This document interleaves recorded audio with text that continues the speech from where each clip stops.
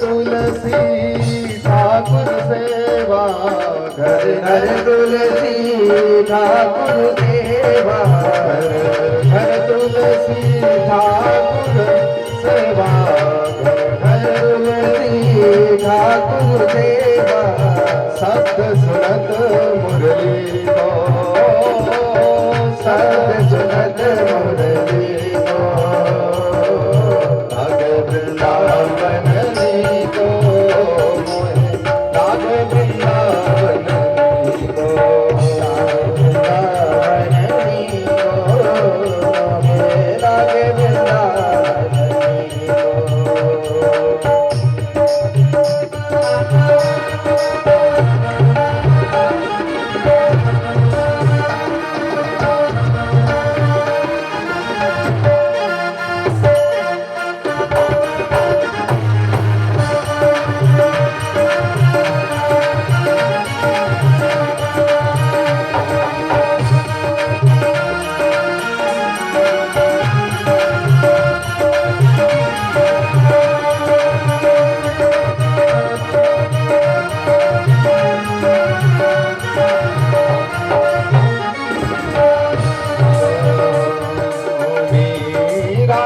प्रभु गिरधर नागर, मीरा के प्रभु गिरधर नागर, मीरा के प्रभु गिरधर नागर, मीरा के प्रभु गिरधर नागर, भजन बिना नर को, भजन बिना नर को, भजन बिना को, लागे वृंदावन को,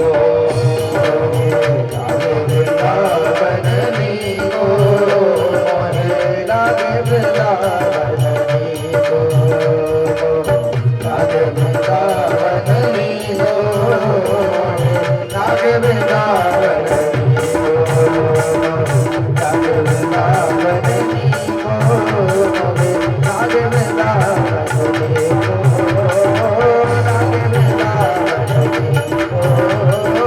लागे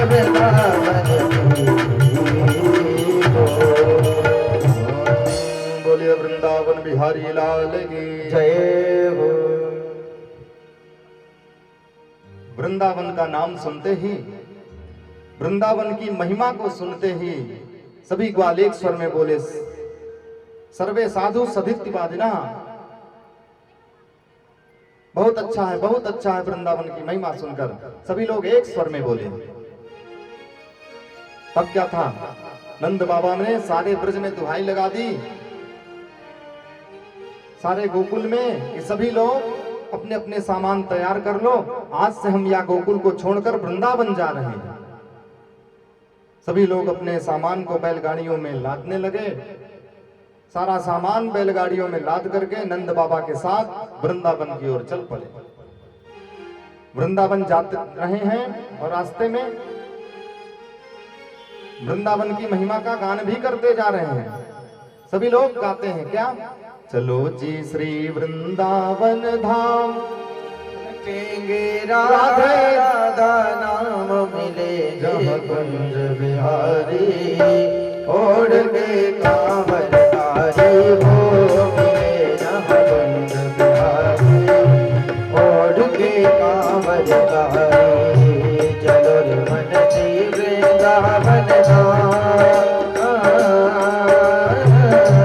चलो रे मन श्री वृंदावन धाम, कटेंगे राधा जो को नाम मिले, जहाँ कुंज बिहारी ओढ़ के कांवरधारी हो मिले, जहाँ कुंज बिहारी ओढ़ के कांवरधारी।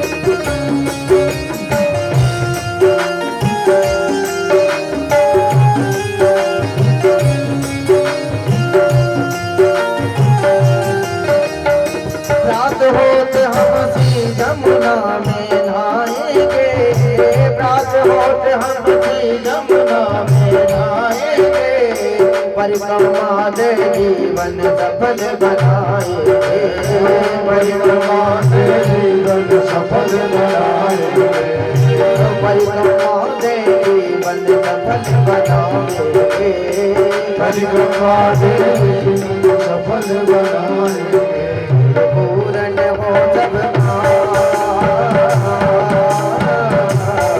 पूर्ण हो सबका, रटेंगे राधा जू को नाम देना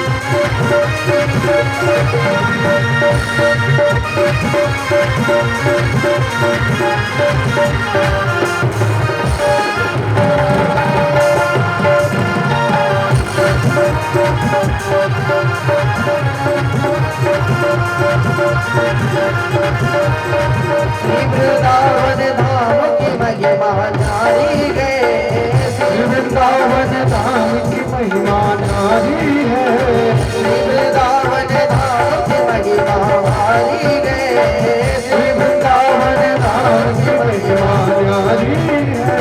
महलन की सरकार सिराजे जो प्यारी है, महलन की सरकार सिराज जो प्यारी है। चौखट देखा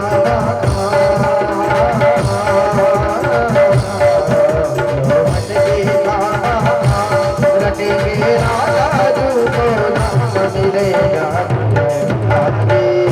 और के काम भारी, और तेरा भारी, और के काम भिखारी।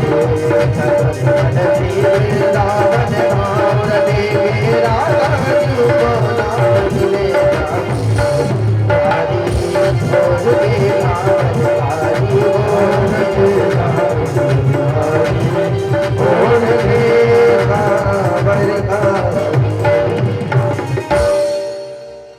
वृंदावन बिहारी लाल की जय हो।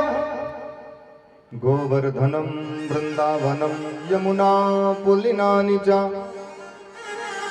भिक्षा से उत्तमा प्रीति राम माधवयोर नृप।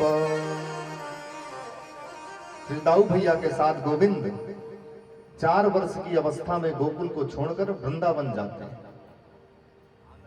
वृंदावन में जाकर देखते हैं, वृंदावन की दिव्यता और भव्यता का अवलोकन करते ही गोविंद का मुखमंडल खिल जाता है, प्रसन्न हो जाते हैं। वृंदावन में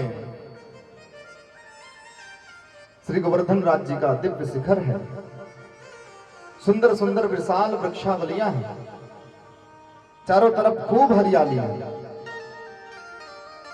गोविंद कहते हैं हरियाली को देख देख कर खूब प्रसन्न हो रहे हैं।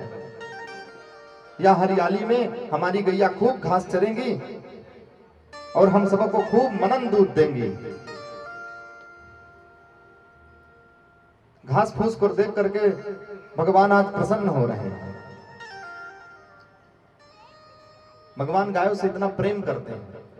यमुना का सुंदर पुलिन है, यमुना जी में जल को पान करेंगे। देखिए जो ग्वाला होते हैं ना, वो कहीं भी चले जाएं, वो यही देखेंगे कि क्योंकि उनका काम है गाय चराना, तो अपने काम की बात को जरूर देखेंगे। जहां देखेंगे कि हाँ बहुत सुंदर हरियाली है, हमारे यहाँ होती तो सुंदर यहाँ पर घास चराने आते। तो वही भगवान आज हरी हरी घास को देखकर प्रसन्न हो रहे हैं। दोनों भाइयों का मन भूमि को देखकर प्रसन्न हो जाता है। गोविंद दौड़कर मैया के पास जाते हैं और मैया मैया आज से हम या वृंदावन में गाय चराया करेंगे।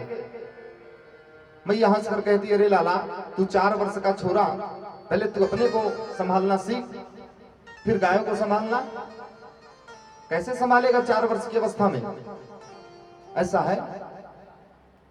भगवान ने जो सुना तो मुंह लटका कर दूर बैठ गए। मैया ने पुनः बुलाया, ऐसा करो बेटा, तुम पहले बछड़ों को चराना सीखो। ठीक है मैया। तब क्या था, भगवान अपने ग्वाल बालों के साथ उस वृंदावन में की भूमि में बछड़ों को सर्वप्रथम चराने हेतु निकल पड़ते हैं। गोविंद कहते हैं मैया का आदेश है, ज्यादा दूर तक मत जाना, वहीं आसपास में ही वत्स चारण करते हैं गोविंद। किंतु एक दिन क्या होता है कि बछड़ों को चराते हुए गोविंद को मारने के लिए कंस वत्सासुर नाम के दैत्य को भेजता है। वत्सासुर बछड़े का ही रूप धारण करके भगवान के बछड़ों में मिल जाता है। भगवान की जैसे ही दृष्टि उस बछड़े पर पड़ती है, सो दोनों हाथों से उसके पैर को पकड़कर घुमाकर धड़ामदी से पृथ्वी पर मारते हैं, सो बकासुर का उद्धार हो जाता है। बकासुर कौन है? पूतना का भाई है बकासुर, वत्सासुर। पुनः एक दिन गोविंद गाय को चराते हुए जमुना पुलिन पर पधारे। जमुना के किनारे देखते हैं कि एक बड़ा भारी बगुला बैठा हुआ है, जिसका नाम है बकासुर। पूतना का भाई है बकासुर। बकी नाम पूतना का और बकासुर पूतना का भाई। बड़े भारी बगुला का शरीर धारण करके बैठा हुआ है। सभी ग्वाल बाल देखते हैं तो आश्चर्य में पड़ते हैं, अरे कन्हैया, इतना बड़ा बगुला हमने तो आज तक अपने जीवन में देखा ही ना। कन्हैया जो ही आगे बढ़ते हैं कि बकासुर अपनी चोंच में रख करके भगवान को एकदम गटक जाता है। सारे ग्वाल बाल तो घबरा जाते हैं, अरे राम राम, याने तो कन्हैया को अंदर ही रख लियो, बकासुर तो कन्हैया को ही खा गयो। भगवान जब देखते हैं तो अपने शरीर को इतना गर्म कर लेते हैं कि बकासुर छटपटाने लगता है। उसे लगता है कि मैंने कोई आग का अंगारा तो नहीं खा लिया। सो पुनः उस भगवान को मुख द्वार से बाहर करता है और बाहर निकलते ही गोविंद बकासुर की दोनों चोंच को पकड़कर बीच से चीर देते हैं। इस प्रकार से बकासुर का भी उद्धार करते हैं।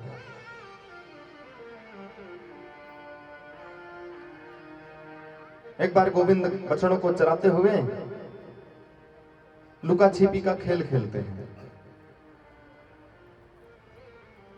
तो कंस द्वारा भेजा हुआ अघासुर नाम का दैत्य, जो कि बड़े भारी अजगर का रूप धारण करता है और मुंह को फैलाकर पृथ्वी से सटाकर बैठ जाता है। आंख मिचौली का खेल खेलते हुए सभी ग्वाल बाल उस अघासुर के मुख को देखकर बड़ी भारी कोई गुफा समझकर उसमें छिपने के लिए चले जाते हैं और अंत में वो अघासुर मुख को बंद कर लेता है। भगवान को पता चलता है तो भगवान अघासुर के भी सिर का छेदन करके उससे बाहर आते हैं और अघासुर का भी उद्धार करते हैं। आगे भगवान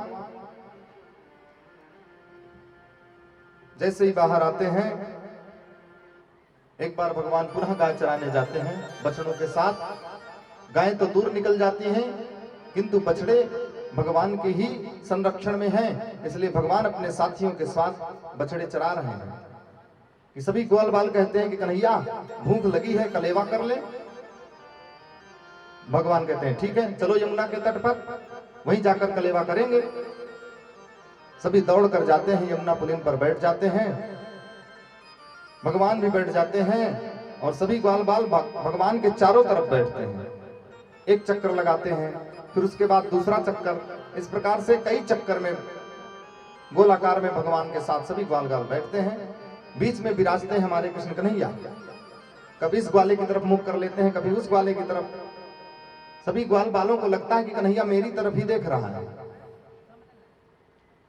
कोई ग्वाला नाराज ना हो जाए, इसलिए कन्हैया चारों तरफ चार मुंह करके बैठे हुए हैं और भोग लगा रहे हैं। कैसे भोग लगाते हैं?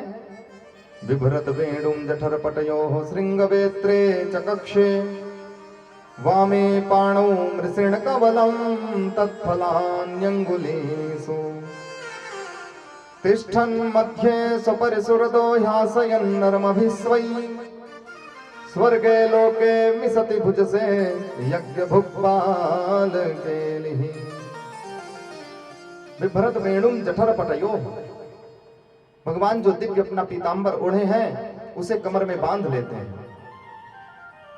और वेणु माने बंसी। भगवान अपनी कमर में एक तरफ बंसी खोसते हैं और दूसरी तरफ श्रृंगी, गाय की सींग बनी हुई श्रृंगी होती है जिसको बजाने से सभी बछड़े एकत्र हो जाते हैं। एक तरफ बंसी को खोस लेते हैं, दूसरी तरफ श्रृंगी को खींच लेते हैं और वेत्रे च कक्षे, गाय चराते हुए भगवान एक डंडा लेकर जाते हैं, सो उस डंडे को अपनी बगल में रख लेते हैं। वामे पाणौ मृषण कवलम, बाएं हाथ में दही भात लेते हैं और तत्फलान्यंगुलीषु, साथ में जो ग्वाल बाला आए हुए हैं वो अन्यान्य विधि प्रकार के अचार लेकर आते हैं अपने घर से।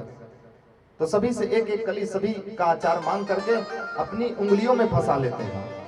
तत्फलान्यंगुलीषु, अनेक फलों के अचारों को अपनी उंगलियों में फंसाकर भगवान बाएं हाथ में रख करके दही और भात का भोग लगा रहे हैं।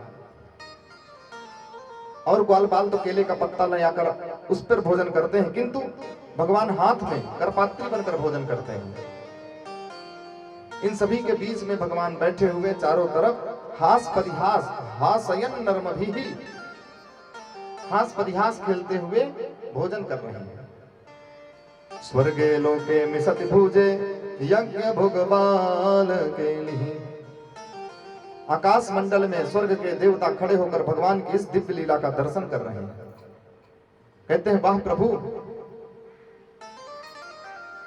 बड़े बड़े विद्वान योगी महंत मुनि सब सन्यासी आपको बड़े बड़े दिव्य वैदिक मंत्रों से भोग लगाते हैं, किंतु आप पाने नहीं आते। नाभ्यावासीदं दर्शकोंशीर्ष्णोर्द्यौः समवर्तत।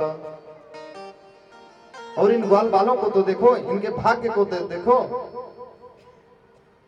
भगवान इनका जूठा भी खा रहे हैं। एक लड्डू आधा खा लिया, एक कन्हैया देख मेरा लड्डू बहुत मीठा है, खाकर तो देख, भगवान को खिला देता है और भगवान बड़े ही प्यार से खाते हैं। जूठे अचार को भगवान खा रहे हैं। धन्य है ऐसे ग्वाल बाल। किंतु ये सब देख देख करके ब्रह्मा जी की खोपड़ी गर्म हो गई। यज्ञ भुक बाल केलिः, भगवान की इस बाल लीला को देखकर यज्ञ भुक ब्रह्मा जी चक्कर में पड़ गए। अरे भोजन का एक नियम होता है। ब्रह्मा जी कौन ठहरे? नियम के देवता। वेद कहते हैं कि बिना आसन के भोजन नहीं करना चाहिए, मौन भोजन करना चाहिए, किसी का उच्छिष्ट नहीं खाना चाहिए। ब्रह्मा जी ठहरे विध विधान के पंडित, सुवास देख रहे हैं कि भगवान के यहाँ तो भोजन करते हुए कोई भी कुछ भी नहीं घटित हो रहा है। कहाँ बैठे हैं? बालू में बैठे हैं, सभी का जूठा खा रहे हैं। भोजन का तो नियम किसी भी प्रकार से कहीं पर कुछ पालन नहीं होता। क्या ये ब्रह्मा हो? क्या यही भगवान है? फिर ब्रह्मा जी सोचते हैं कि नहीं नहीं, यही ब्रह्म भगवान है, क्योंकि अभी अभी अघासुर को मारने वाले भी यही हैं। और मैंने देखा अपनी आंखों से अघासुर के शरीर से जो तेज पुंज निकला वो भगवान के चरणों में विलीन हो गया। यही साक्षात नारायण है। एक खोपड़ी कहती है भगवान हो नहीं सकते, दूसरी कहती है कि नहीं नहीं यही भगवान है। चार सिर वाले ब्रह्मा जी भी चक्कर में फंस गए और उनको मोह हो गया। क्या करना चाहिए? सो ब्रह्मा जी ने परीक्षा ली। परीक्षा कैसे ली? कि इधर भगवान भोजन कर रहे हैं, उधर जितने भी बछड़े थे भगवान के सबको चुरा लिया और ब्रह्मलोक में जाकर सुला दिया। भोजन करते हुए ग्वाल बालों ने कहा, रे लाला खाते ही रहोगे कि बछड़न भी देखोगे? भगवान बोले आप सब भोजन करो, मैं जाकर देख के आता हूं। दौड़ कर जाते हैं तो वहां देखते हैं कोई बछड़ा, एक भी बछड़ा नहीं दिख रहा है। बड़े चक्कर में फंस गए, कहां चले गए सब? घर वापस जाने का तो कोई समय हुआ नहीं। पुनः लौट कर आकर देखते हैं तो तो इधर ब्रह्मा जी ने क्या किया था कि भगवान जब उधर बछड़ा देखने गए तो इधर सभी ग्वाल बालों को भी चुरा ले गए और ब्रह्मलोक में उनको भी सुला दिया। लौट कर जैसे ही जमुना तट पर भगवान देखते हैं कि सभी ग्वाल बाल भी गायब। अब तो भगवान बड़े परेशान, तुरंत ध्यान लगाकर देखते हैं तो सब समझ जाते हैं कि आहा ये ब्रह्मा बाबा की कमर करामात है। अभी हम इनको बताते हैं, जवाब देते हैं। तो आप जानते हैं जो जिसका पंडित होता है उसको उसी भाषा में जवाब दो तब वो महत्व को समझता है। कोई व्याकरण का विद्वान है तो व्याकरण के सूत्रों को उसको बता करके उसको प्रभावित किया जाता है। तो ब्रह्मा ठहरे वेद विज्ञान के देवता, विधि विधान के, सृष्टि करना उनका काम है, सृष्टि के रचयिता। इसलिए भगवान ने सृष्टि करके ही ब्रह्मा जी को प्रभावित किया। भगवान ने क्या किया कि जितने भी ग्वाल बाल थे, जितने भी बछड़े थे, ठीक उसी प्रकार से वेश को धारण कर लिया। जितने ग्वाल उतने भगवान बन गए ग्वाल के रूप में, जितने बछड़े थे उतने बछड़े बन गए भगवान। और इस तरह से 1 वर्ष तक घर आते जाते रहे। अंत में ब्रह्मा जी ने जब देखा तो तुरंत उतर करके स्वर्गलोक से नीचे आए, भगवान को प्रणाम करते हुए अपनी गलती की क्षमा मांगी कि हे प्रभु नवमी से तड़िदंबराय। स्तुति करने लगे, प्रभु मैं आपको बारंबार प्रणाम करता हूं। जिस प्रकार से ये नीला आकाश और नीला समुद्र है जिसका कोई अनंत नहीं, जिसका कोई पार नहीं पा सकता। यदि कोई कहे कि समुद्र इतना बड़ा है, मैंने समुद्र को इस छोर से उस छोर को देख लिया, तो असंभव है। एक तट पर समुद्र के खड़े होकर देखोगे तो अनंत जलराशि नीली नीली दिखाई देगी। अरे इस आकाश को देखो, इसका कोई पार नहीं पा सकता, जहां तक देखोगे वहां पर नीलिमा छाई हुई है। उसी प्रकार हे अभ्रवपुषे, हे प्रभु आप भी सर्वत्र सभी के हृदय में विराजमान होते हुए भी आपका कोई भी पार नहीं पा सकता। दिव्य स्तुति करते हैं किंतु प्रभु प्रसन्न नहीं होते।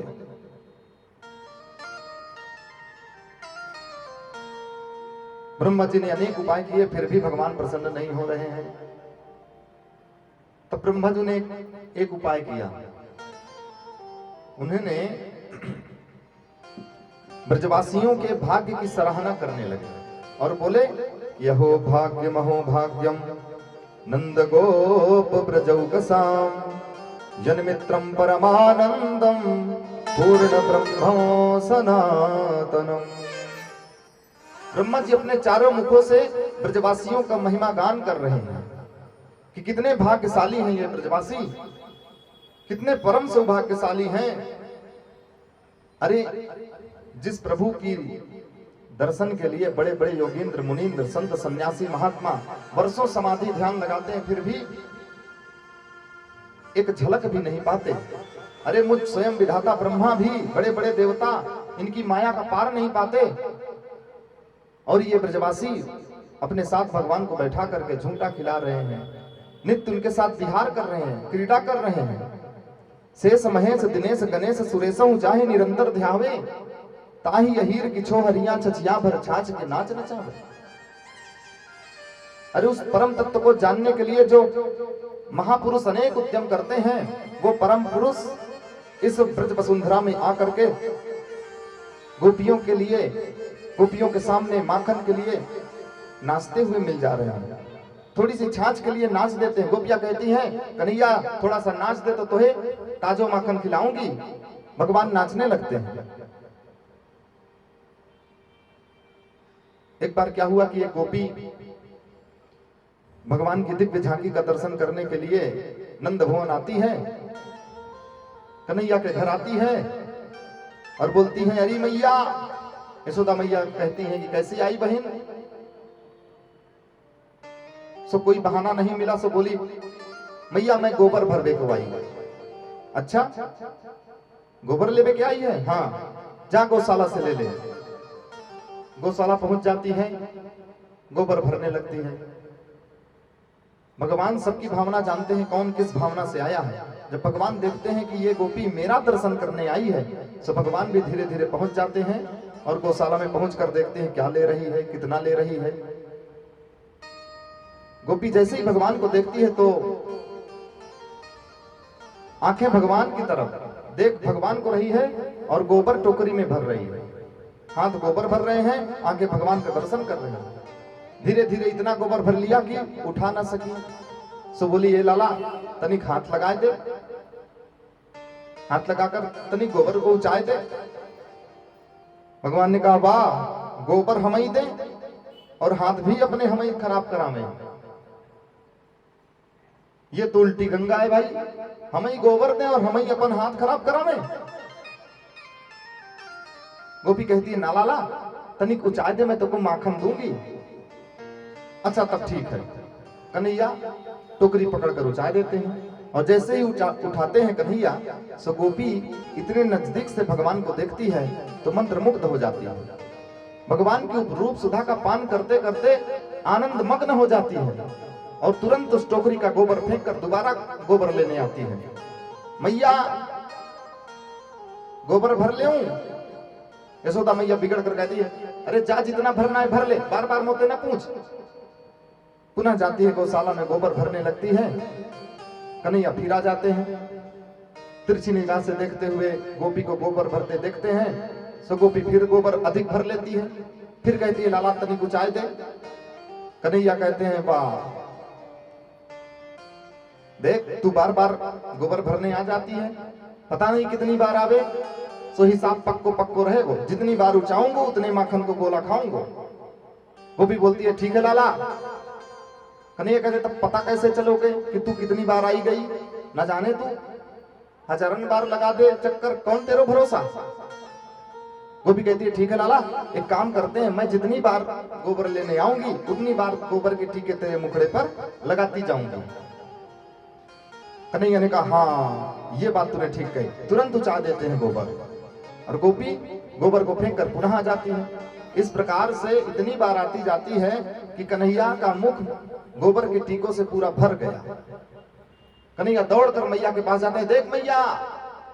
मैया ने जैसे देखा वैसे कहा, अरे हंसकर बोली, ये तो कोई गोबर गणेश किसने बना दिया। जो हाथ लगाकर धोने को हुई, तुरंत कन्हैया ने हाथ पकड़कर कहा, अरे मैया सारा हिसाब चौपट हो जाएगा। क्या हुआ लाला? बोले, जितने गोबर के टीके हैं ना, मुंह को उतने माखन के गोला खाने को मिलेंगे। मैया हंस करके बोली, तो क्या तेरे घर में माखन दूध दही मिश्री की कोई कमी है? इस प्रकार से भगवान गोपियों के माखन के लिए दिव्य रसा अपनी छटा को बिखेरते हुए उनके मनोरथ को पूर्ण करते हैं। ब्रह्मा जी ने अनेक प्रकार से स्तुति करी कि धन्य है इस गोपी का भाग्य। ये ब्रज में जितने भी ग्वाल बाल हैं, ब्रजवासियों के भाग्य की सराहना बार बार करते हैं ब्रह्मा जी। तब भगवान प्रसन्न हो जाते हैं, क्योंकि भगवान ब्रजवासियों से बहुत प्रेम करते हैं। ब्रह्मा जी ने तो इतना कहा कि अरे प्रभु, आप चाहे जो कुछ भी कर लो, लेकिन इन ब्रजवासियों के ऋण से आप कभी ऋण नहीं हो सकते। कैसे? भगवान ने कहा, अरे मैं अनंत ब्रह्मांडों का अधिनायक हूं, एक ब्रह्मांड इन ब्रजवासियों को सौंप दूंगा। बोले, फिर भी नहीं ऋण हो सकते। इस प्रकार से ब्रजवासियों की महिमा गान करते हुए ब्रह्मा जी भगवान की प्रदक्षिणा करके अपने ब्रह्मलोक को जाते हैं। भगवान ब्रह्मा के मोह को भी भंग करते हैं। गोविंद पद सचारण करते हुए थोड़ा सा और बड़े हो जाते हैं। एक दिन मैया से कहते हैं, मैया अब तो हम गाय चराया करेंगे। मैया कहती है, ठीक है लाला, गाय चराने का मुहूर्त तो पंडित जी से निकलवा लूं। पंडित जी को बुलाया जाता है। कार्तिक शुक्ल पक्ष अष्टमी बुधवार मुहूर्त निकाला जाता है। मैया कन्हैया को बुलाकर कहती है, लाला कल ही अष्टमी है, जा तू गायों को चराया कर। भगवान गौचारण करने लगे। गौचारण करते करते भगवान ने सोचा कि हमने अनेक दुष्टों का उद्धार किया, इस पृथ्वी से अनेक दुष्टों को मार भगाया है। पृथ्वी का भार तो दूर हुआ, किंतु अभी यमुना जी में काली नाग यमुना के जल को दूषित कर रहा है। हमें उसका भी कुछ उपाय करना चाहिए। वृंदावन में आकर के भगवान एक दिन गौचारण करते करते कालिदाह की ओर चल पड़े। दाऊ जी को साथ में नहीं ले जा रहे हैं। क्यों? क्योंकि दाऊ जी ठहरे शेषनाग के अवतार और भगवान उद्धार करने चल रहे हैं कालियानाग को। तो कहीं दाऊ जी अपने वंश का पक्षपात न कर बैठे, इसलिए दाऊ जी से बिना बताए ही कुछ ग्वाल बालों के संग कालिदाह की ओर चल पड़ते हैं। गायों ने जब कालिदाह पर जाकर के विषाक्त जल को पिया तो सब मूर्छित होकर आंखें निकालकर पृथ्वी पर गिर पड़ी। भगवान को बड़ा कष्ट हुआ, इसने हमारी गायों पर इतना अत्याचार किया। और कालिदाह में जो भी जल था कालीनाग के प्रभाव से इतना दूषित था कि ऊपर से यदि कोई पशु पक्षी भी उड़ता हुआ चला जाए तो वो भी विष के प्रभाव से जलकर उसी कालिदाह में डूब जाता था, गिर जाता था। भगवान ने कालीनाग को दंड देने के लिए कदम्ब वृक्ष पर चढ़ गए और चढ़कर क्या देखा? विलोक्य दूषिताम कृष्णाम कृष्णः कृष्णाहिना विभु तस्या विशुद्धमिच्छन्तु सर्पम तमुद्वासयत्। इस श्लोक में 3 बार कृष्ण शब्द आया है। भगवान कृष्ण ने अपनी आह्लादनी कृष्णा अर्थात यमुना जी का नाम एक कृष्णा है। कृष्णा नामक यमुना जी में कृष्ण माने कालियानाग को देखा। पुराणांतर प्रसंग में आता है कि भगवान अपने ग्वाल बालों के साथ कंदुक क्रीड़ा कालिदाह पर करते हैं और श्रीदामा की गेंद इतनी तेज से मारते हैं कि कालिदाह में वो चली जाती है। भगवान खेलने जा रहे हैं कालिदाह में, सभी ग्वाल बालों को बुलाते हैं कि चलो आज हम सभी लोग कंदुक क्रीड़ा करते हैं। भगवान कैसे कालिदाह पर खेलने जा रहे हैं, आइए प्रसंग के माध्यम से सुनिए।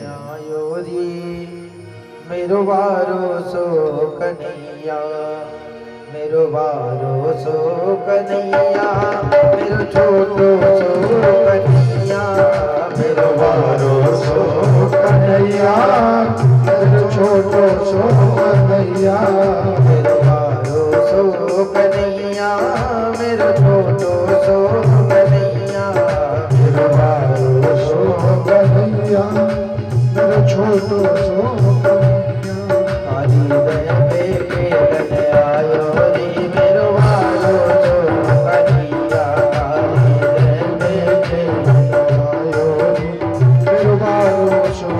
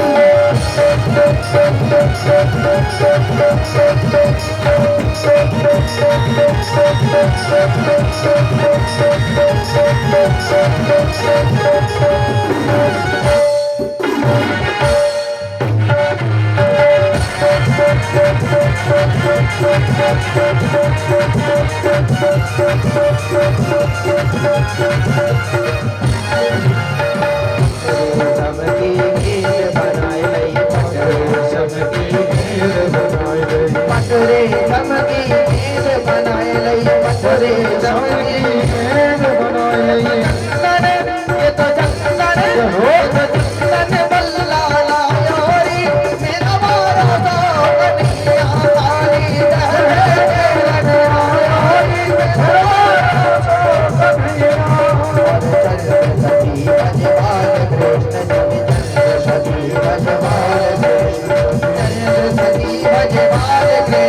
जय सखी रजवान कृष्ण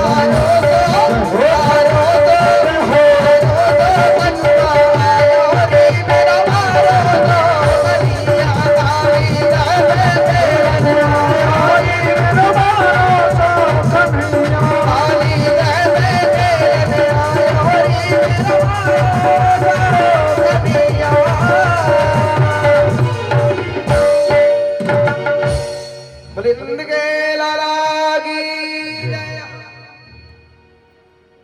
इस प्रकार से भगवान कंदुक क्रीड़ा करते हुए श्री दामा की गेंद को इतनी तेजी से मारा कि गेंद कालीदाह में चली गई और भगवान गेंद को लेने के लिए कदम्ब के वृक्ष पर चढ़ गए। साथ में जो ग्वाल बाल आए थे बोले लाला देखियो कालीदाह में ना गिर जाइयो।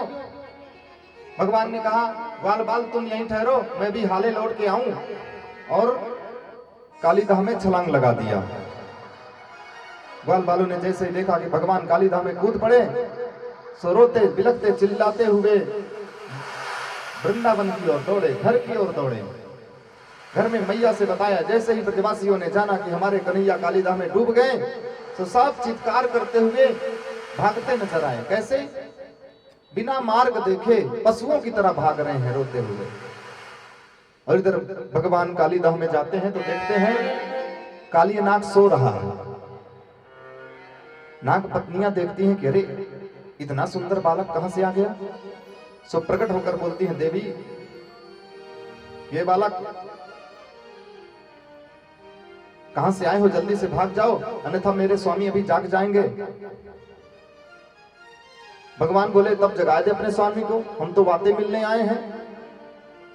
और भगवान ने इतनी जोर से ये शब्द बोला कि काली नाग जो सो रहा था तुरंत जाग पड़ा। जागते ही देखा कि एक नन्हा सा बालक सो तेज से फुसकारा। इतनी तेज से उसने फुफकार लगाई कि कालीदाह में ज्वार भाटा सा आ गया। बाहर जो गोप वाला खड़े थे उन्होंने देखा तो और घबरा गए कि लगता है काली नाग जग गया।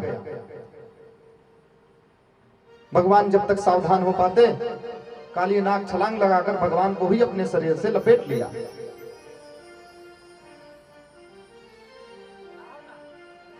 अपने नाग पास में बांध लिया।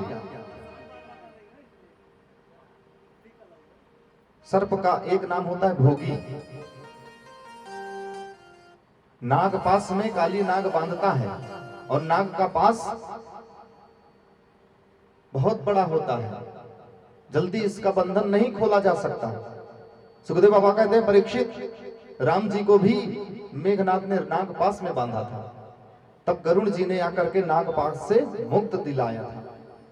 आज यहां भी नाग पास में भगवान बंध गए। बंधे हुए भगवान ने सोचा कि यदि ज्यादा देर तक हम लीला करेंगे तो बाहर हमारे ब्रजवासी कहीं मेरे प्रेम में इस कालीदाह में ही छलांग न लगा दें।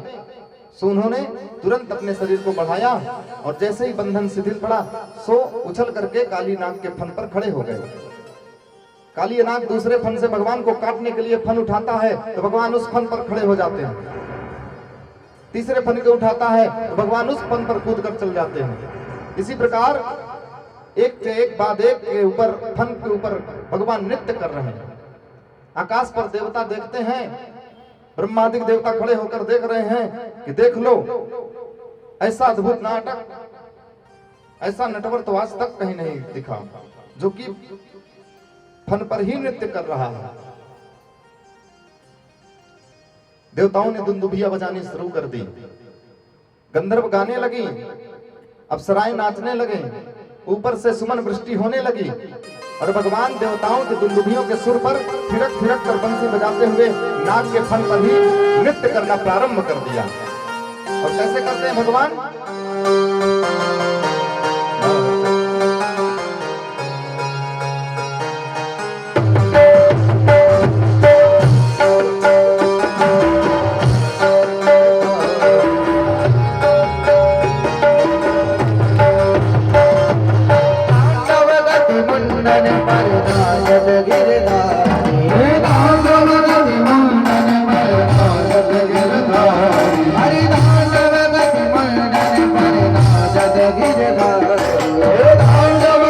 मंडन पर नाचत गिरधारी नाचत गिरधारी आज नाचत बनवारी नाचत गिरधारी आज नाचत बनवारी नाचत गिरधारी आज नाचत बनवारी नाचत गिरधारी आज नाचत बनवारी दांडवगति मुंडन पर नाचत गिरधारी हे दांडवगति मुंडन पर नाचत गिरधारी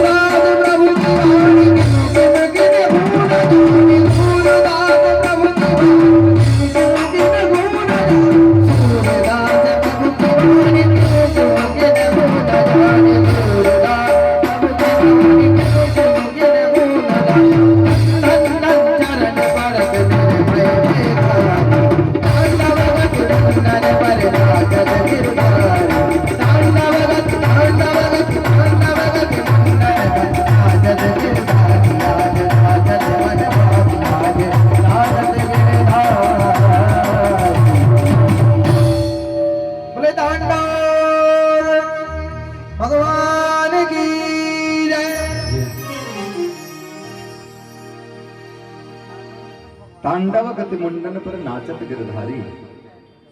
भगवान देवताओं द्वारा बजाए गए वाद्य यंत्र पर थिरकने लगे। कालियनाग ने काटने के लिए जितने भी 101 फण उठाए थे, भगवान सभी फणों को रक्त रंजिश कर देते हैं। कालियनाग समझ गया कि जिसे मैं 4 वर्ष का नन्हा बच्चा समझ रहा था, उसके तो पेट में दाढ़ी निकल आई। समझ गया कि ये परम पिता परमेश्वर भगवान ही है। मन ही मन भगवान को प्रणाम करने लगा, उनकी महिमा का बखान करने लगा। उनकी भगवत्ता को समझकर कालियनाग आज प्रणाम करता है। नाग पत्नियां भी सामने आ जाती हैं और भगवान को हाथ जोड़कर प्रणाम करती हैं। कहती हैं कि अरे प्रभु, आपका अवतार ही दुष्टों का दमन करने के लिए हुआ है। हमारे स्वामी को भी घमंड हो गया था, आपने बड़ा उपकार किया कि इनके घमंड को दूर कर दिया, आज इनके अभिमान को तोड़ दिया। नागपत्नियां ने जब इस प्रकार से स्तुति करी तो भगवान प्रसन्न हो जाते हैं और कहते हैं, क्या चाहती हो देवियों? सभी नागपत्नियां हाथ जोड़कर कहती हैं, प्रभु न नाक पृष्ठम न च सार्वभौमम न पारमेष्ट्याम न रसाधिपत्यम न योग सिद्धिर पुनर्भवम वा वांछन्ति यद पाद परजः प्रपन्नाः वांछन्ति यद पाद रजः प्रपन्नाः। अरे प्रभु, हम शरणागतियों को तो, हम प्रपन्नों को तो केवल आपके चरण रज चाहिए। न हमें स्वर्ग चाहिए, न मोक्ष चाहिए, न योग सिद्धि चाहिए, न ज्ञान चाहिए, न ये पुनर्जन्म से जो पुनरपि जननम पुनरपि मरणम, जन्म मरण से मुक्ति चाहिए। हमें तो सिर्फ आपके चरण रज चाहिए। अब जरा विचार करिए, यदि कोई गंगा में स्नान कर रहा हो और उससे कोई कहे कि भाई अपनी थोड़ी सी चरण रज दे दो, तो क्या वो चरण रज दे पाएगा? भगवान कालीनाग के फन पर नृत्य कर रहे हैं, वो भी यमुना जी के मध्य में। नागपत्नियां उनसे चरण रज मांग रही हैं। भगवान समझ जाते हैं नागपत्नियों को कि बहुत होशियार हैं। नागपत्नियां समझती हैं कि इस समय तो हमें कुछ नहीं चाहिए, हमारे स्वामी जी ही, स्वामी के प्राण किसी प्रकार बच जाएं, ऐसा कुछ उपाय करना चाहिए। अभी तो भगवान के चरण हमारे स्वामी के सिर से कैसे दूर हों, वो उपाय देखते हैं। भगवान प्रसन्न हो जाते हैं उनकी भावना से और कूद कर बाहर आ जाते हैं।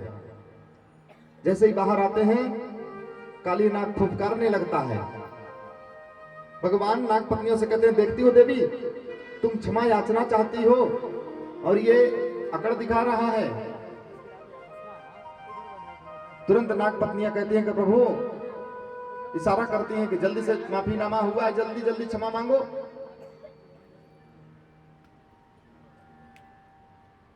भगवान कालीनाग से कहते हैं कि दुष्ट, तुम हमारे यमुना जी को विषाक्त कर रहे थे, इसलिए हमने आपको दंडित किया।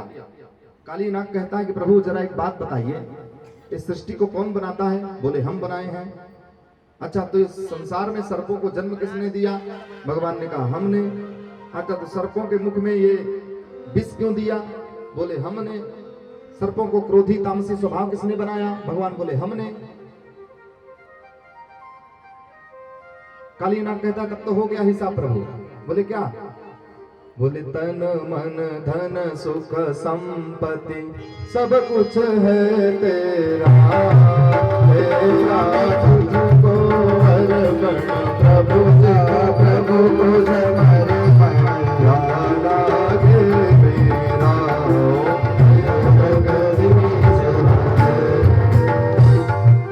सरकार। अब आप ही निर्णय करो, ईमानदारी से बताना। आपने छूट दे रखी है कि जिसके पास जो हो वो मुझे समर्पित करे।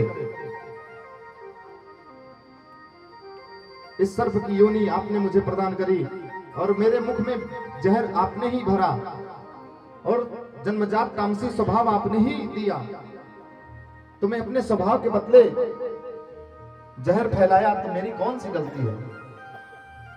प्रभु यदि आप चाहते, आप तो सार्वभौमिक हैं, सब कुछ समर्थ है, समर्थ करने दोष गोसाई रवि पावक सुरसर की नाई। आप तो सर्व समर्थ हैं। यदि हमारे मुख में जहर की जगह 2 बूंद अमृत की डाल देते तो आज हम भी घर घर पूजे जाते। जहां देखो जो भी देखता है मुंह कुचल कर फेंक देता है। अरे हमारे पास जो था हमने उसे आपको समर्पित कर दिया, तो इसमें हमारा कौन सा दोष? भगवान ने कहा बात तो तुम ठीक कहते हो, किंतु यदि हमने सर्पों के मुख में जहर दिया तो उनको रहने के लिए रमणक द्वीप भी बनाया है, तुम वहां जाकर क्यों नहीं रहते हो? हाथ जोड़कर कालीनाग कहता है कि प्रभु वहां इसलिए नहीं रहता। वहां का कारण भी आपका सेवक गरुण है, गरुण के कारण हम वहां नहीं जाते। भगवान बोले तब इतनी बड़ी पृथ्वी है, कहीं भी चले जाते। काली नाग ने कहा कि गरुण को यहाँ पर श्राप है, कि ऋषि ने श्राप दिया है कि यदि यहाँ पर वो आएगा और किसी भी प्रकार की जीव हिंसा करेगा तो गरुण के प्राणांत हो जाएंगे। यहाँ साप बस आवत नहीं, इसलिए मैं गरुण के डर से यहाँ पर छिपा बैठा हूँ। भगवान बोले अब कोई डर नहीं, जाओ रमणक द्वीप में निवास करो। क्यों? बोले क्योंकि अरे भाई मैंने नाच नाच करके तुम्हारे फल पर अपने जो पदारविंद अंकित कर दिए हैं, मेरी जो मुहर लग गई, इसलिए अब गरुण कुछ नहीं कहेगा। इस प्रकार से काली नाग अपने परिवार के सहित रमणक द्वीप को निवास करने चल पड़ता है। सुखदेव बाबा कहते हैं परीक्षित, भगवान ने इस प्रकार से काली नाग के मान का मर्दन किया। जो अहंकार में बैठा था काली नाग, उसके अभिमान को दूर किया। आगे बड़ी ही सुंदर सुंदर कथाएं हैं, किंतु समय का भी ध्यान रखना होता है, इसलिए संक्षेप में कहते हुए हम आगे बढ़ेंगे। आगे की कथा में सुंदर वेणु गीत है। सखियां आपस में बंसी की तान की चर्चा करती हैं कि हमारे प्रभु कैसी बंसी बजाते हैं। इन सभी की चर्चा जिसमें होती है उसका नाम वेणु गीत होता है। भगवान आगे चीर हरण की लीला करते हैं, गोपियों को पाठ पढ़ाते हैं कि हमें किसके साथ कैसा कहां पर व्यवहार करना चाहिए। और आगे की कथा में सुखदेव बाबा बताते हैं कि परीक्षित चीर हरण इत्यादि लीला के पश्चात भगवान गोवर्धन लीला करते हैं। एक बार क्या हुआ कि दीपावली के अवसर पर यशोदा मैया अनेकों पकवान घर में बना रही हैं। तमाम प्रकार के पकवान बनते हैं। सो कन्हैया देखते हैं तो भोग लगाने के लिए आ जाते हैं। बोलते हैं मैया यह सब सामग्री को सबसे पहले मैं खाऊंगा। मैया कहती है ना लाला, पहले जय जय हो जाएगी तब भोग लगाइयो, तब खाने को मिलेगा। कन्हैया कहते हैं मैया ये जय जय कौन सी बलाई है? मैया कहती है पकवान बनाने में व्यस्त है। अरे लाला जा अपने बाबा से पूछ जय जय क्या होगी, मेरे को तो पकवान बनाने दो। कन्हैया रोते रोते बाबा जी के पास जाते हैं और कहते हैं कि बाबा मैया आज इतने पकवान बना रही है और चाकवे को एको ना दे, कहती है कि जय जय हो जाएगी तब पावे को मिलेगो। ये जय जय कौन सी बलाई है? बाबा बताते हैं कि अरे कन्हैया बेटा, हम हर वर्ष दीपावली में भगवान इंद्र की पूजा किया करेंगे। उन्हीं इंद्र की पूजा के लिए ये दिव्य पकवान बनाए जा रहे हैं। क्यों? अरे भाई इंद्र की पूजा करेंगे तो इंद्र प्रसन्न हो जाएंगे और हम हमारे खेतन में बरसात करेंगे, तब तमाम हरी हरी घासें उत्पन्न होंगी जिसको खाकर हमारी गायें खूब दूध देंगी। अच्छा बाबा, तो क्या इंद्र की पूजा नहीं करोगे तो पानी नहीं बरसाएंगे? बाबा ने कहा हाँ बेटा, सूखा पड़ जाएगा। भगवान बोले तब एक काम करो। हाँ लाला। बोले आधे ग्वाला इंद्र की पूजा कर लें, आधे ग्वाला ना करें, तो क्या इंद्रदेव आधे ग्वाला के खेतन में पानी बरसावेगो और आधे में नहीं? नंद बाबा की बुद्धि तो चक्कर खा गई कि बेटा ये तेरी बात मेरे समझ में नहीं आई, बातें तो तू बड़ी टेढ़ी मेढ़ी करे, बता तू क्या चाहता है। भगवान कहते हैं कि इस धराधाम में जो जीव जैसा कर्म करता है भगवान वैसा फल उसको देते हैं। इसलिए हमें श्रेष्ठ कर्म करने चाहिए।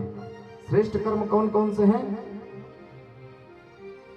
भगवान कहते हैं गो विप्राल नल पर्वतान। इस पृथ्वी के साक्षात देवता हैं गाय, विप्र माने ब्राह्मण, अनल माने अग्नि और पर्वतान ये पर्वत गोवर्धन नाथ गिरिराज महाराज ये साक्षात इस पृथ्वी के देवता हैं। गाय, ब्राह्मण, पर्वत शिखर और अग्नि, हमें इनकी पूजा करनी चाहिए। अच्छा बेटा, भगवान कहते एक बार मेरे गोवर्धन गिरिराज महाराज की पूजा करके देखिए बाबा, फायदा ना हो तो बताइयो। ठीक है बेटा, सालन से इंद्र की पूजा कर रहे हैं, कुछ मिला नहीं, इस बार तेरे गोवर्धन नाथ की ही पूजा करके देख लेते हैं। नंद बाबा ने दुहाई लगवा दी कि सभी लोग इस बार दीपावली के अवसर पर गोवर्धन गिरिराज भगवान की पूजन करने के लिए चलेंगे। नंद बाबा पूछते हैं कि तेरे देवता की पूजा कैसे होती है? भगवान कहते हैं पूजा सामग्री की बहुत आवश्यकता नहीं है, किंतु खाने पीने के लिए 56 प्रकार के भोग लगते हैं मेरे देवता को। तब क्या था, नंद बाबा ने सभी वृंदावन वासियों को बताया कि सभी लोग 99 प्रकार के पकवान बनाने लगे और बैलगाड़ियों में 56 भोग रख करके गोवर्धन की तलहटी में चल दिए गोवर्धन नाथ भगवान की ओर। रबड़ी, मलाई, मिठाई इत्यादि, जलेबी, नमकीन सब रखते हैं, 56 प्रकार के भोग लगाते हैं और गोवर्धन गिरिराज की शरण में जाते हुए खूब झूमते नाचते जा रहे हैं। मैं तो गोवर्धन पूजा मेरे वीर, नाय माने मेरो मन बाबा।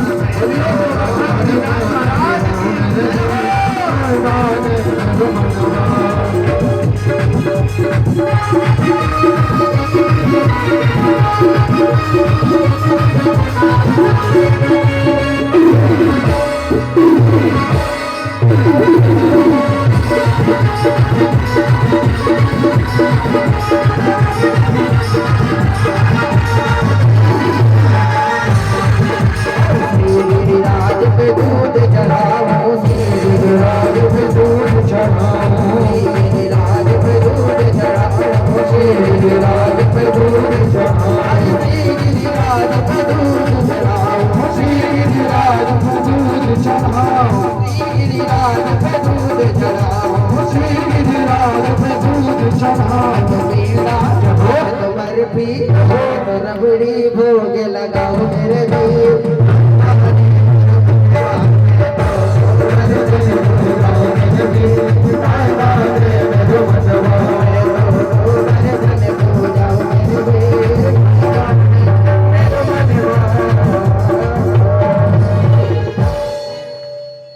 बोले गिरिराज महाराज की जय हो।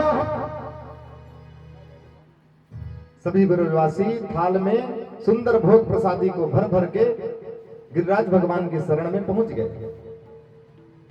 जैसे ही गोवर्धन की तलहटी में पहुंचे, ब्रजवासी बोले, भैया कन्हैया कहाँ है तेरा देवता? कन्हैया ने कहा, या 7 कोस को देवता दिख नहीं पड़ो तुम्हें सबन का? अरे बा भैया इतनो पढ़ो तेरो देवता? बोले हाँ। कैसे पूजा करें इसकी? भगवान बोले, हम पुजारी खड़े तो हैं, हम बता रहे हैं कैसे पूजा करो। चलो सबसे पहले स्नान कराओ। हजारन कलश ढो करके जल चढ़ाने लगे सभी ग्वाल बाल मिल करके।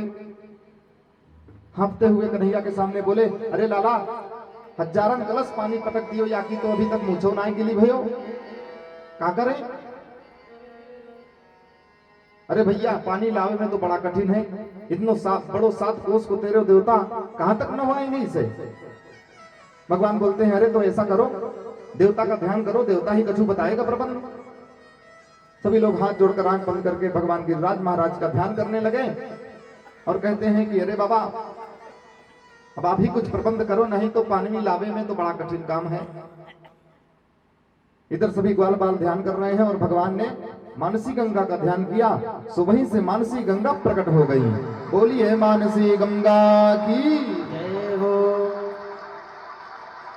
सारे ग्वालों ने जब देखा आश्चर्यचकित रह गए।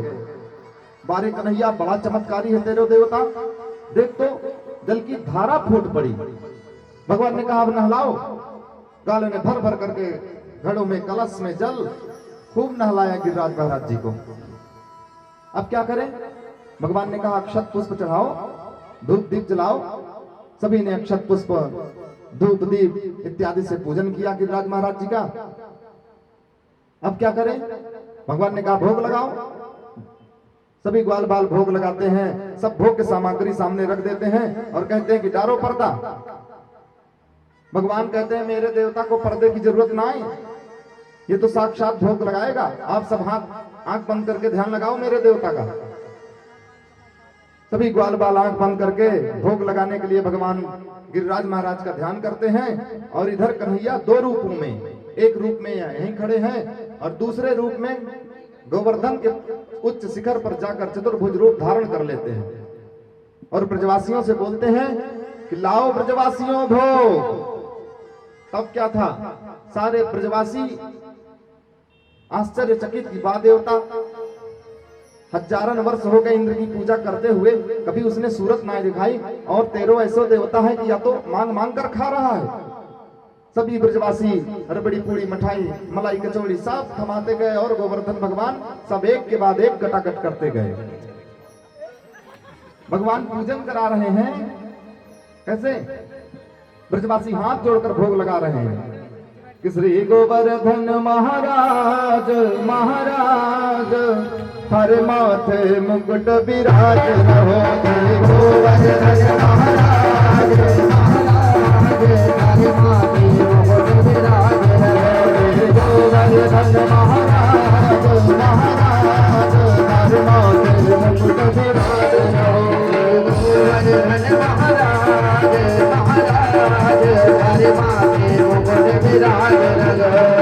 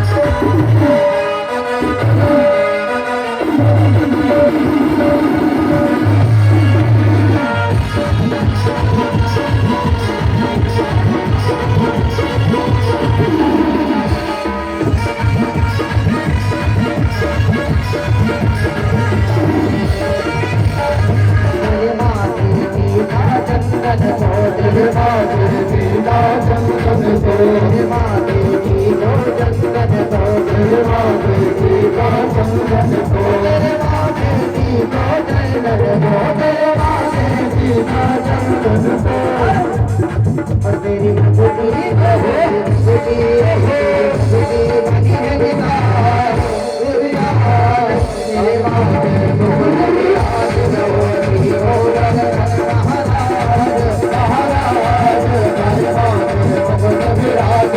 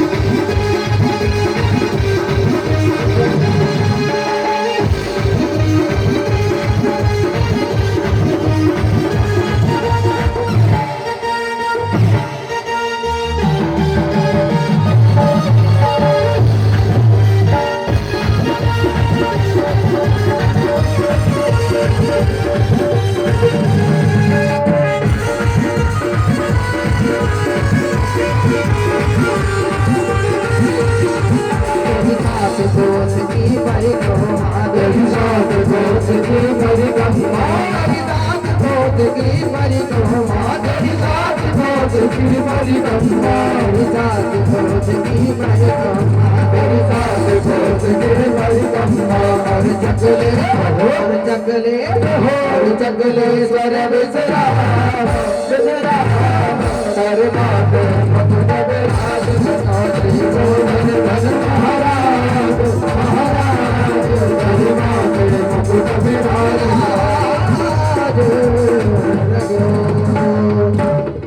भक्त की तरफ से सुंदर 1 रुपए का दान भगवान करे कल्याण। बोलो गोवर्धन गिरधारी महाराज की जय हो। आइए सभी लोगों ने दिव्य भोग लगाया, गिरिराज जी महाराज का दिव्य पूजन किया। मैया यशोदा देख रही थी बड़े देर से, लाला से बोला, अरे कन्हैया मैं बड़ी देर से देख रही हूं, तेरे देवता की सूरत और तेरी सूरत एक जैसी मिल रही है।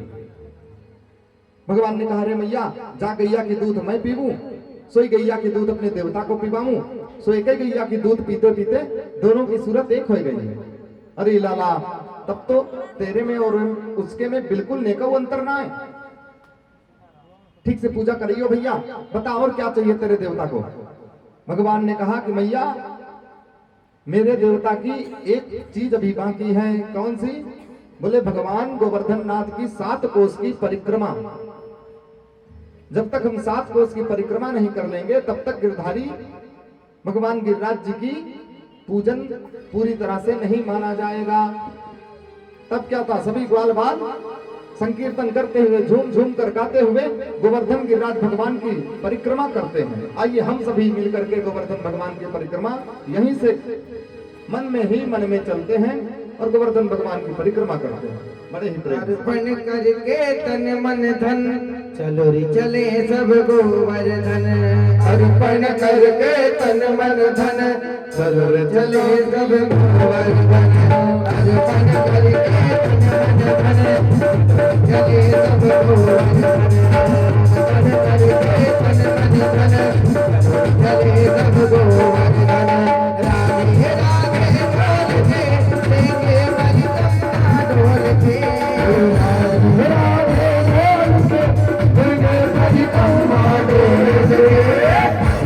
करके तन मन धन चले सब गोवर्धन।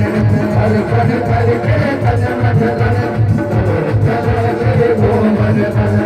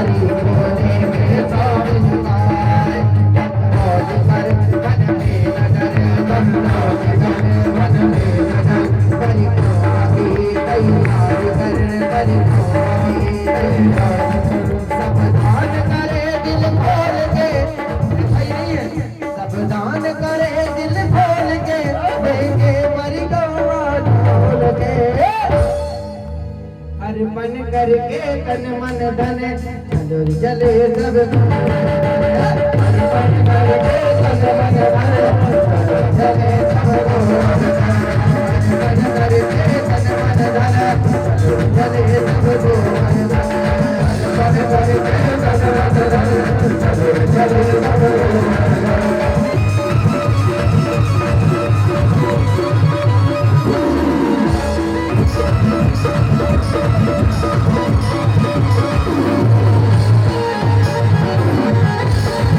अर्पण करके तन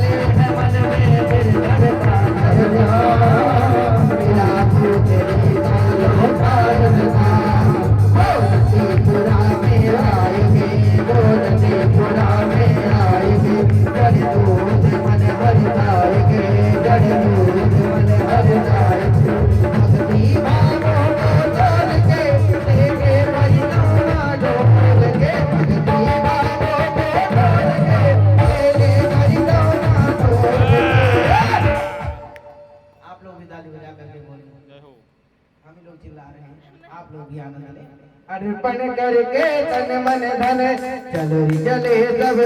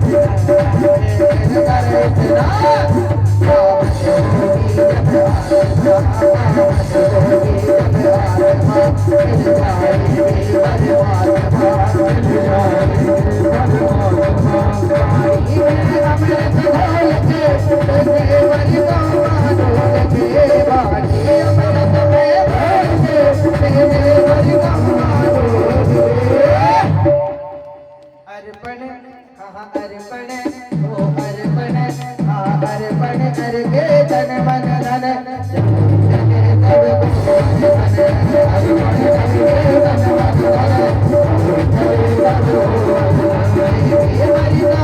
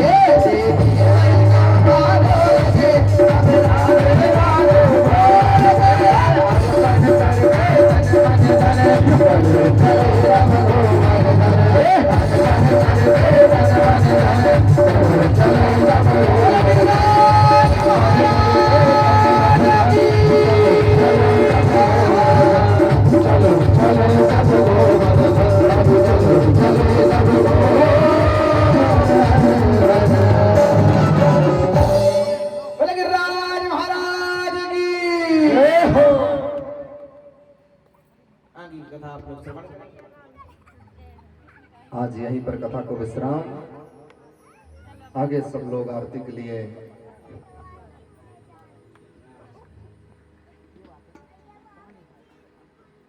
कल आप सभी लोग समय से 2 बजे आ जाएंगे। कल के प्रसंग में भगवान इंद्र के मान को भंग करेंगे और सुंदर रासलीला, रुक्मिणी विवाह, कंसवध, ये सारी कथाएं कल होंगी। प्रमुख कथा भगवान के रुक्मिणी के साथ विवाह का, और विवाह में आप लोग कैसे सम्मिलित होंगे? जैसे अपनी किसी बेटी के यहाँ, अर्थात किसी की भी बेटी का विवाह होता है और उसकी बेटी के विवाह में जैसे सम्मिलित होते हैं, उसी प्रकार से ठीक आप सभी लोग सच धज करके बेटी के विवाह में सम्मिलित होंगे। और हमारे यजमान श्री साहू जी कन्यादान करेंगे, साक्षात भगवती रुक्मिणी लक्ष्मी जी का कन्यादान करेंगे। भगवान रुक्मिणी जी के साथ पावन मंगल करेंगे। कल बहुत ही सुंदर प्रसंग विवाह का है। सभी लोग सुंदर सुंदर वस्त्र पहनकर आएंगे। प्रयास करेंगे कि पीली साड़ी अथवा लाल साड़ी में ही आए और दिव्य भगवान के विवाहोत्सव में सम्मिलित होंगे और उतनी तैयारियों के साथ आएंगे। शालिग्राम और तुलसी जी का विवाह करेंगे हम लोग यहाँ पर प्रत्यक्ष रूप में।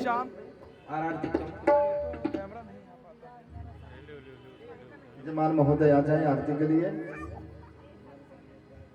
हरि ओम मायदगुम अवे प्रजनम में तदसबेरगुम सर्वगणगुम सदाय आत्मसन प्रजासन बसवन लोकसन वयसने प्रजा बहुलाम ने करोत वन्नम पयोरे तो असमा सुदत्ता। गिरधर तेरी आरती गाओगे, गिरधर तेरी आरती गाओ,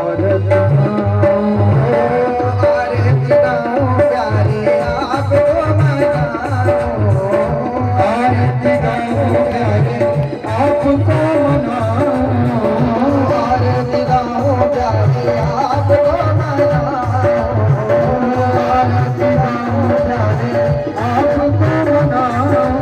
आगे बिहार तेरी आरती गाओ, आगे बिहार तेरी आरती गाओ, मोरे मुकुट तेरे शीश पे सो गए, मोरे मुकुट तेरे शीश पे सो है, प्यारी मुरली मेरे मन हो गए, प्यारी मुरली मेरे मन हो मुरली में मैं तो बनी जाऊं, मुरली में मैं तो बनी जाऊं, मेरे रमण बिहारी तेरी आरती उतारो, रान बिहारी तेरी आरती उतारो, चरणों से निकली है गंगा प्यारी, चरणों से निकली है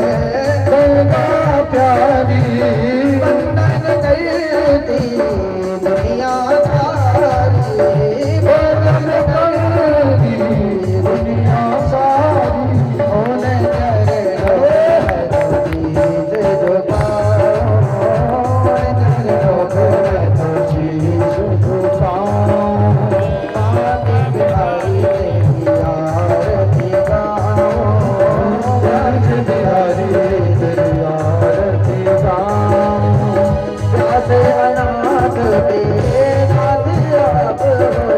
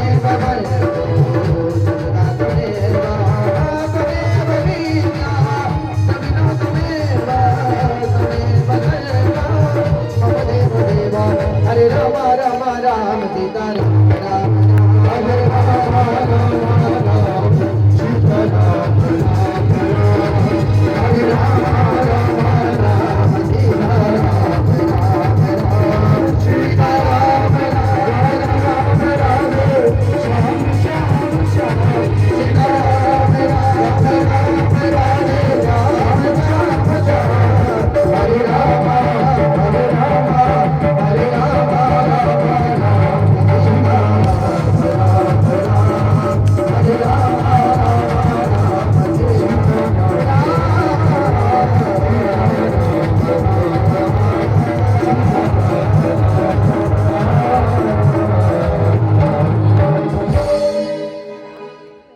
ಈಗ ಕರಲ್ಲ वृंदावन बिहारी लाल की जय जय